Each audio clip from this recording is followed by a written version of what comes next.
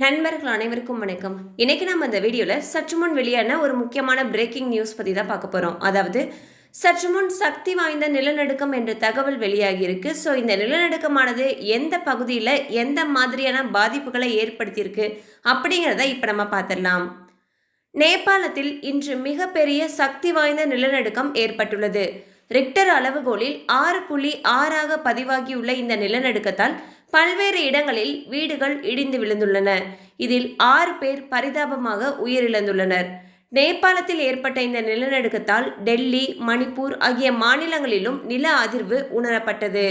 So இந்த நிலநடுக்கம் ஏற்பட்டதை பார்த்தீங்கன்னா அந்த பகுதி மக்களிடையே மிகப்பெரிய அச்சத்தை ஏற்படுத்தியிருக்கு அப்படின்னு தான் சொல்லணும். அது மட்டும் இல்லாமல் டெல்லி, மணிப்பூர்லேயும் இந்த நில அதிர்வு உணரப்பட்ட காரணத்தினால அந்த பகுதி மக்களுமே ரொம்பவே அச்சத்துக்கு உள்ளாகி இருக்காங்க.